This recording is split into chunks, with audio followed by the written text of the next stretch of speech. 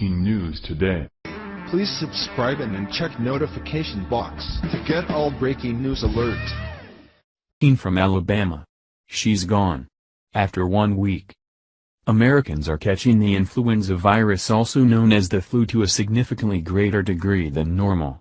This is already the most widespread outbreak since public health authorities began keeping track more than a dozen years ago. Dan Jernigan, director of the Influenza Division at the National Center for Immunization and Respiratory Diseases, states, "Flu is everywhere in the U.S. right now. This is the first year we have had the entire continental U.S. be the same color on the graph, meaning there is widespread activity in all of the continental U.S. at this point.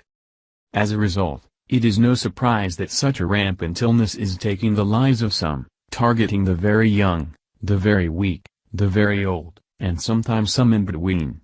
The Center for Disease Control's (CDC) reports that every year, the flu kills between 3,300 and 49,000 people, with more than 70% of those deaths occurring in people over the age of 65. This year's particularly vicious H3N2 strain has proven deadly for children and healthy adults who might not have thought they were vulnerable, including 44 in Alabama. The CDC has not currently released adult death rates at this point, refusing to speculate, but has confirmed that 37 children have now died of the flu this season, and they expect another 100 to succumb. Florida has also endured a significant spike in flu activity this season, claiming 3 of the 37 children who have died, the Orlando Sentinel reported.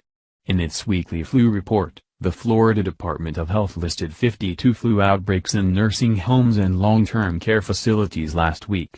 There were also 52 flu outbreaks, mostly in nursing homes and long-term care facilities, last week, the largest number of outbreaks to be reported in a single week, and is indicative of the high influenza activity Florida is currently experiencing, said the Florida Department of Health in its weekly flu report.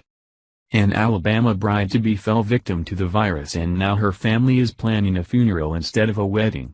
47-year-old Catherine Acton had recently moved in with her fiancé, Chuck Binzel, and the two were discussing a fall wedding.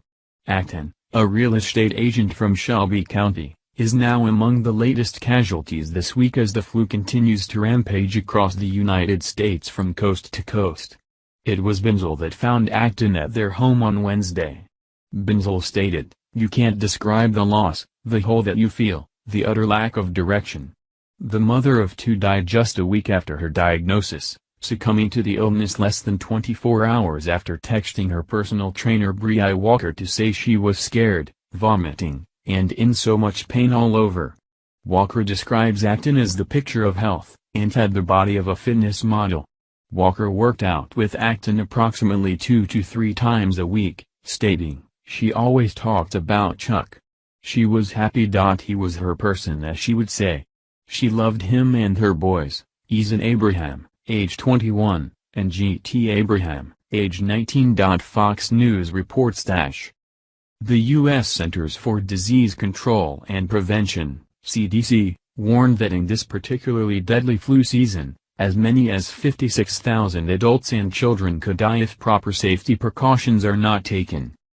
U.S. health officials have stressed the need for vaccinations as well as antiviral prescriptions like Tamiflu.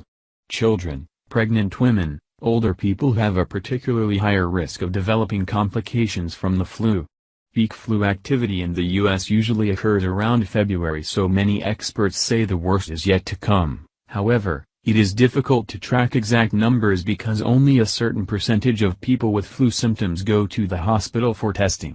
The Centers for Disease Control have also discovered that this year's strain of flu is not responding particularly well to this year's vaccine, with only a 10 to 33% effectiveness rate.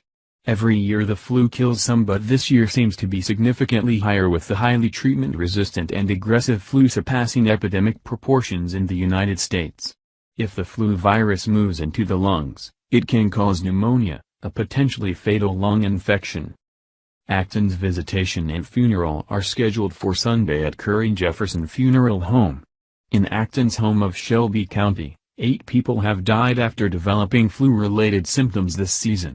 Shelby County Coroner Lena Evans said in a statement, "Of those, 4, including Act 10, were young and otherwise healthy and simply